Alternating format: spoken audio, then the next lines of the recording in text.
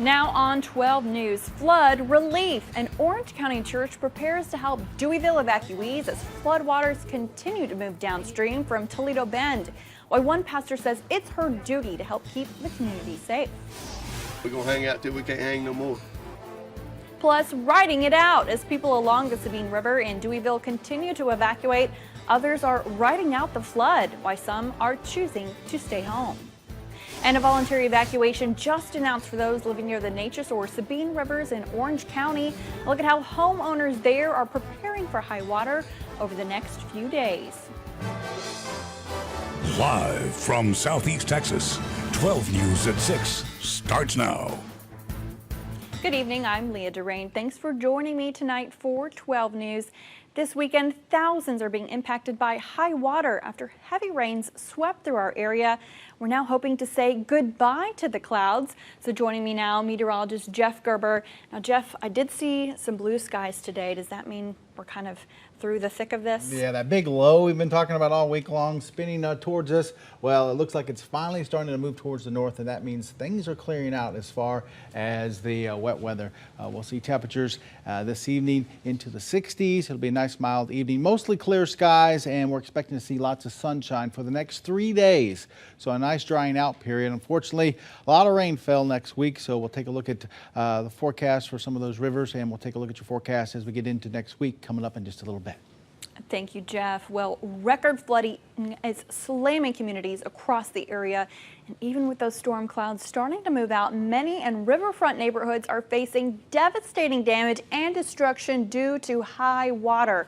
12 News reporter Ryan Henson starts off our team coverage tonight. He spoke with the pastor of an Orange County church that is prepared to be an evacuation center. He shares how Southeast Texans are pulling together to keep those in harm's way safe. The First Methodist Church in Mauriceville is just down Highway 12 from Deweyville, where major flooding has already started. And the water is going to get deeper. The Sabine River is expected to peak in Deweyville Tuesday at over 34 feet.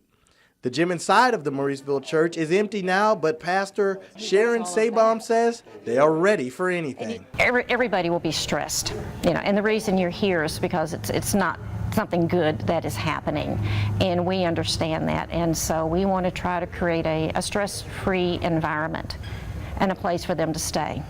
She says her church has 50 cots, entertainment for kids, large restrooms and showers, a full kitchen, and even a place for pets. We are so close, and this is our opportunity to be the hands and feet of Christ to those around us. Basically, we're called to serve. Her church is even prepared to help once high waters flow downstream and overrun the river's bank. Methodist churches from across the region are sending her church buckets with supplies for the cleanup process.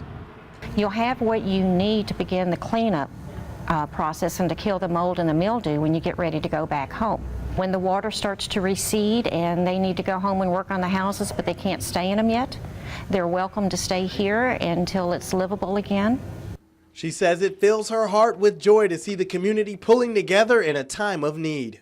It gives me tears, but to see the community come together to support each other just is so inspiring and so wonderful, and that's what it's all about. The pastor of the First United Methodist Church here in Mauriceville says they have enough supplies and resources, thanks to the generosity of the Red Cross and the community, to house people here for weeks until the waters recede and people can get back on their feet. In Mauriceville, Ryan Henson, 12 News. Thank you, Ryan. Now, the executive director of the Red Cross Southeast Texas and Deep East Texas, Chester Jordan, says they currently don't know how many people are using the evacuation centers because many people are going in and out or still evacuating. He does know that they can provide more than 400 cots spread among the different evacuation centers. The director says with their resources, they can help thousands. If you would like to help or need help, their number is listed on the screen, but this is not an emergency line. If you are in danger, call the local sheriff's office. Now, as for those Red Cross centers in the affected area, there is an evacuation center in Kirbyville, one in Mauriceville, and one in Burkeville. For more information about the Red Cross, be sure to visit our webpage at 12newsnow.com. Now, our team coverage continues in Deweyville, where people are gathering their belongings and leaving their homes on the Sabine River after a mandatory evacuation was issued this morning for Newton County. 12 News reporter Ezzy Castro was in Deweyville today and shows us just how high the Sabine River water levels are today. Several people who are living on the Sabine River are packing up their things and trying to get out as fast as possible. But not everyone is on the same plan. We're gonna hang out till we can't hang no more. Brendan Berry has lived on the Sabine River all his life and has seen these waters rise before. And despite the Sabine River expected to rise even higher, it's not stopping Berry from leaving his home. I'll watch it overnight and check it out tomorrow, and if I feel like my house is in jeopardy, then we'll just have to go. Berry has 3 children and a wife who just gave birth to a baby boy 2 days ago. He believes the safest place to ride out the flood with his family is right under his roof. I'm ready. Like I said, I'll sit here and I'll watch this water. When I've got to go, I'll go. But before I put myself in danger, we'll be out of here, or my family.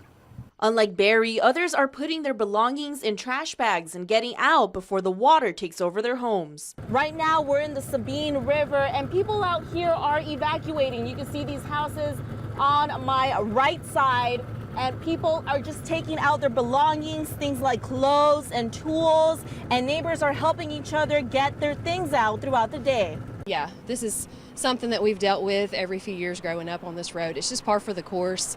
We're all kind of used to it out here. The Sabine River water level is only expected to get higher from here on out. So if you're out here, make sure to grab your belongings before it's too late.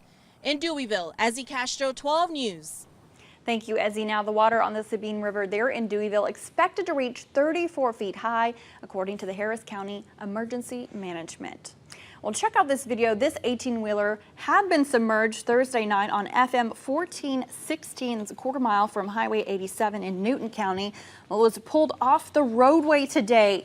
Now, the road is still closed. Barricades are up, keeping drivers from trying to maneuver down the now heavily damaged roadway. Newton County officials urge drivers to avoid that area. And just in this evening, a voluntary evacuation has been issued in Orange County for areas near the Sabine and Neches Rivers. The Orange County Office of Emergency Management issued that order this afternoon on their Facebook page. In the Sabine River area, the voluntary evacuation covers the area east of Highway 87 and north of Interstate 10. All low-lying areas near waterways and those areas are also included. Several Orange homeowners spent this morning gathering sandbags to help protect their homes. They said it's going to be a bunch of hot water to prepare yourself for it, and the best thing, I think it is to be prepared for something like this. If you catch unprepared, you could lose everything.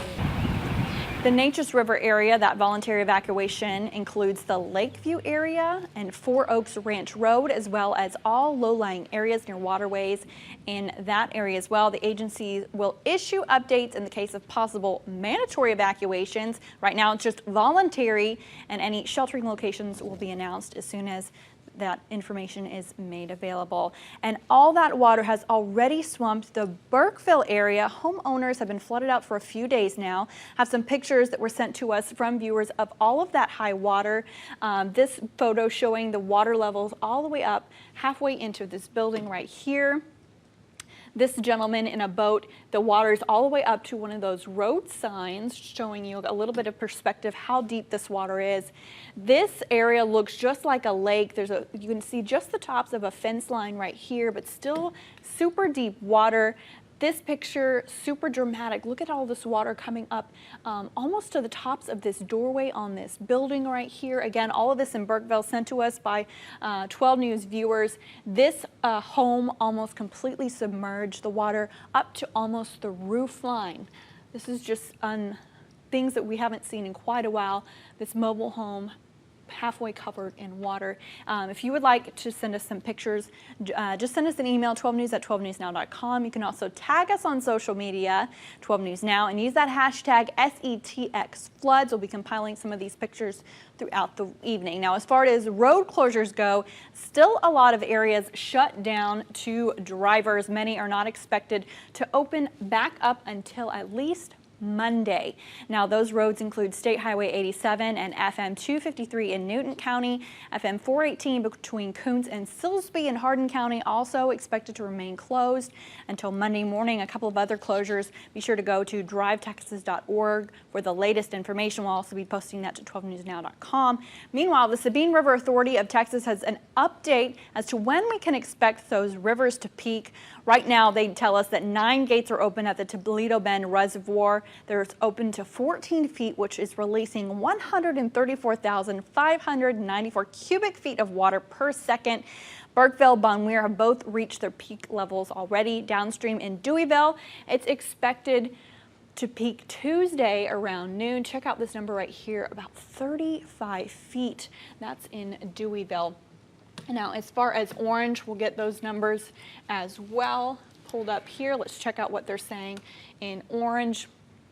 They're expecting this area, the Sabine River in Orange, to peak as well at 7.4 feet on Thursday. So we can see that number right there. Again, not for a couple of days. That's when they're expecting that, but that will be 1.5 feet above the flood level, which was previously recorded in 1989.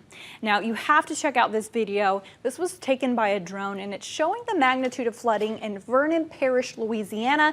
That's just east of Burkeville. You saw those photos of Burkeville just a second ago. Well, this is video on the Louisiana side along the Sabine River, just downstream from where those floodgates remain open at Toledo Bend Reservoir and Dam.